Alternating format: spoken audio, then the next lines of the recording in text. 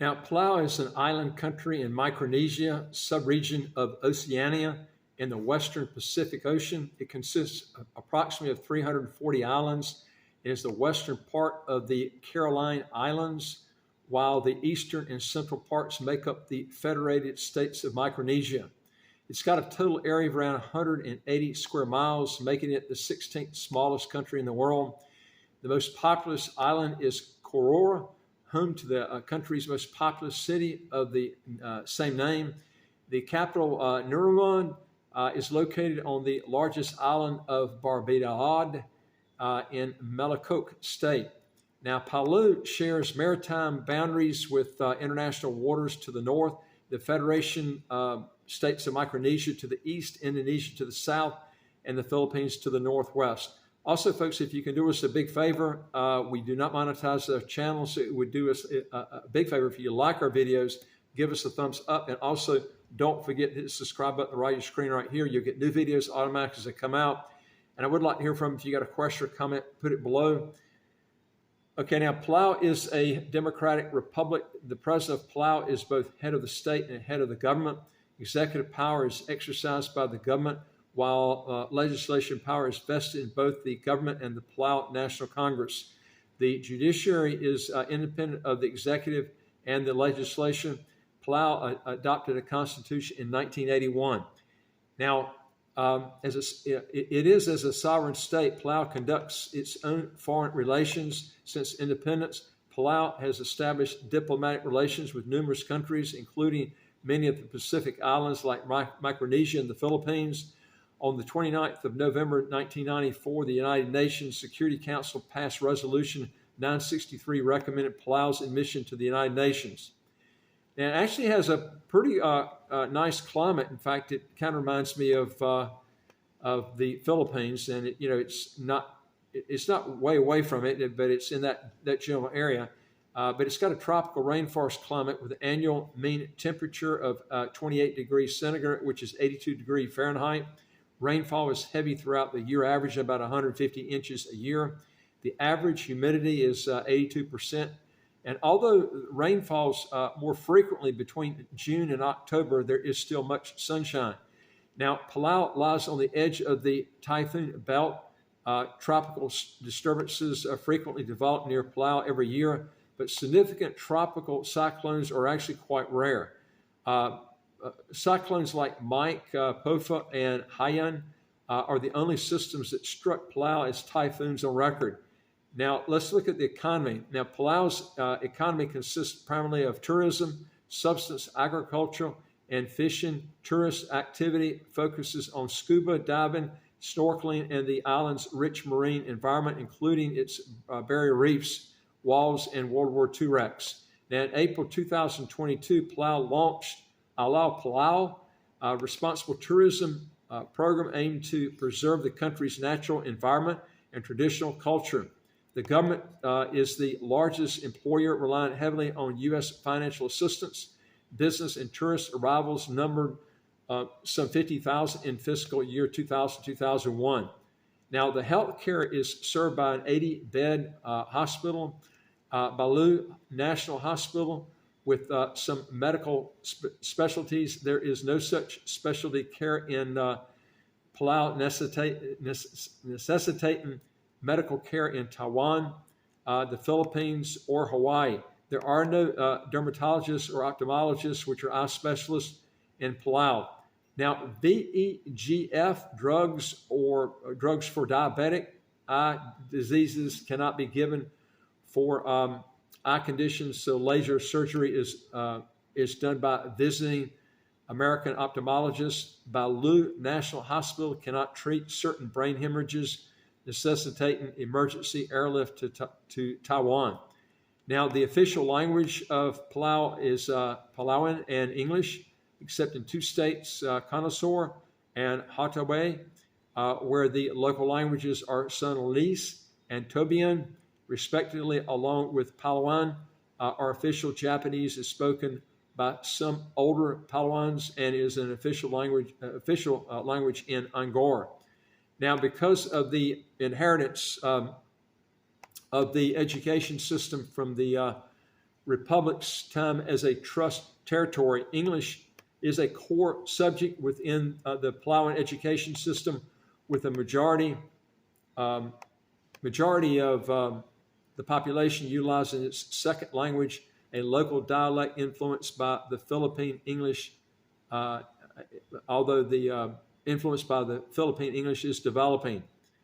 And of course, Filipinos speak Tagalog, but they do have, most of the people in the Philippines do speak English, but there's quite a few that don't. I mean, I've been there many times and couldn't communicate with people in the Philippines.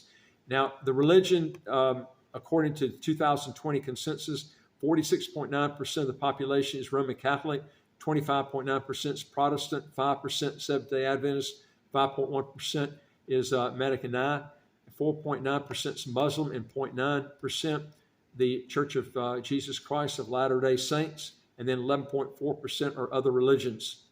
Now, GDP per capita per year is around $16,000 US a year. As of July 2024, Palauan citizens had visa-free or visa-free on arrival access to 124 countries and territories, ranking this passport 42nd in the world, tied with Kiribati passport, the Micronesian passport, and the Venezuelan passport, according to the Henley Passport Index. Now, the country does have visa-free travel to all the Schengen countries, which makes it pretty nice on that. Now, let's look at acquiring the Palauan nationality. Now, the nationality in Palau is acquired at birth or later in life by naturalization. Let's look at birth. Birthright nationality applies to persons born in the territory to at least one parent who is Palauan national or has legally recognized Palauan ancestry, or persons that are born abroad to at least one parent who is a Palauan national or has legally recognized Palauan ancestry. Now, if you want to go with the naturalization process, it's pretty tough. They really should change this if they want to get a lot of people in this country, but nationality obtained through naturalization is obtained to those who have familia, which is basically family, or historical relationship affiliations with Palau. Palau does not grant naturalization based upon residency in the country for a specific period of time, nor does it allow foreign spouses to derive nationality. Applicants for naturalization are required to have at least one parent who has recognized Palauan ancestry. Since 2010, in a ruling by the Appellate Division of Palauan Supreme Court, foreign adopted children who have one Palauan parent can be naturalized. This is the problem. You have no statutory period to get the passport, and they really should change this if they want nationals to go in there. And you notice that their tourism rate is only at 50,000 a year. That's, to give you an example, St. Kitts has over 1 million people that come and visit it per year. Palauan nationals may not renounce their nationality. Denaturalization may occur if a person obtained naturalization through fraud, false representation, or concealment. Now, let's look at dual nationality. Now, since 2008, Palau has allowed dual nationality. That's nice. From January the 1st, 2023, most goods and services sold or consumed in Palau are subject to a 10% Palau goods and services tax. Now, Palau has income taxes as high as 20%, a total of 14% of each employee's wages, including owner's income or owner's share, is reported and paid to the Social Security Administration at the end of each quarter. Now, Palau taxes its residents on their worldwide income if you live there. This means that that if you're considered a tax resident in Palau, you'll need to declare potentially pay taxes on income earned both within Palau and abroad.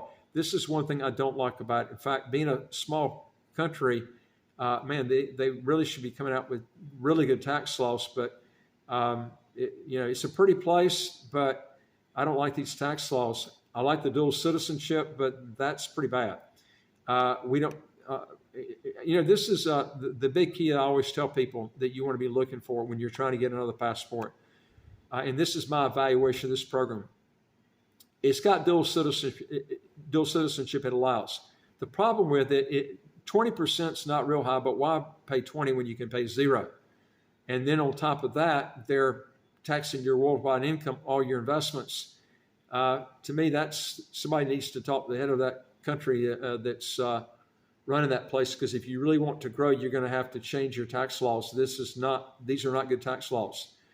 And then you're talking about Social Security tax on top of that you might not even ever collect on, which is 14%. Now, this is the thing I would be looking for. When you're looking for a good passport, these are the following traits that you want to look for. Remember that a good fast track program, this is what you ought to be picking first, is getting a passport you can get under your belt quick. You don't have any residency requirements, because these residency by investment programs, I'm telling you, a lot of them don't turn out. And then a lot of them have language issues and stuff that you're going to have to pass a language test, and that screws you up. But get a citizenship program that you know you can get as long as you have no civil or criminal past.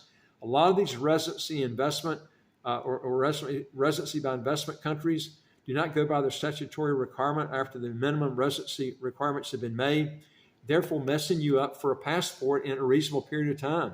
Make sure that the country that you're applying for doesn't have any military requirements. And number 3 is make sure that the tax system that's in place for that country is either a territory or pure tax haven status, or has a non-dom type system. The problem is a lot of people don't look for this when they're looking, and then they realize they made a mistake. Look at the tax consequences when you're picking for, you don't just look at visa-free countries, you look at countries that allow you to come in and not pay an income tax, okay? Make sure if there is a language requirement that you're already fluent in that language before applying, or don't apply. One thing that's really nice about these fast-track programs, they don't have a language requirement. You can get the passport in the Caribbean in a few months. They all have visa-free to the Schengen countries. This is what you want to be looking for. Preferably, I would pick one that doesn't have an income tax, like St. Kitts or Antigua. They don't have an income tax either inside the country or outside the country. And always verify that dual citizenship is allowed, or don't engage in that program. All the fast-track programs in the Caribbean have, they allow dual citizenship. So does Palau, but the Palau's got, it's impossible almost to get that passport. That's the problem with that. They had a nomad visa they came out with, and that's done real well, but what good is it if you got to pay taxes on your worldwide income? But you want to get a passport also that, it's got many visa-free travel countries that you can go to, and you want the Schengen area, which is in Europe, to be covered on that. And remember that a lot of these countries reserve their most lucrative business opportunities for the most lucrative businesses like life insurance, retail, things like real estate. And if you can't get citizenship, like in Palau, a lot of times they'll put a block on you getting involved with that type business.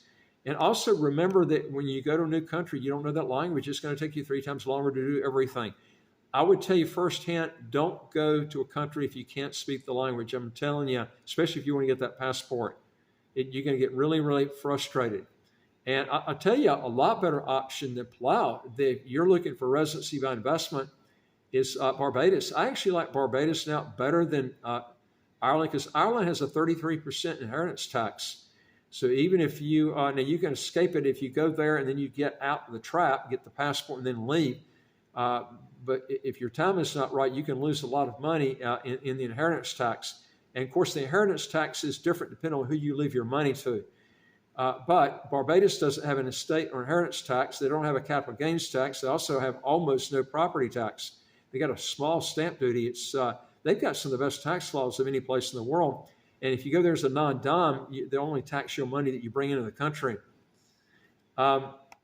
Folks, if you're making at least $150,000 US dollars a year, and or you want to legally get your income taxes to zero, or get a second passport as quick as 4 to 8 months, do 3 things. Hit the subscribe button at the right of your screen right here, and you get new videos automatically as they come out. And also, it would help us out a lot on the algorithm of our channel if you give us a thumbs up if you like our videos. And I would like to hear from you. If you got a question or comment, just put it below, and go to our website, www.citizenshipquickly.com, if you want to legally get your income taxes to zero. And I look forward to talking to you on the next video. Take care.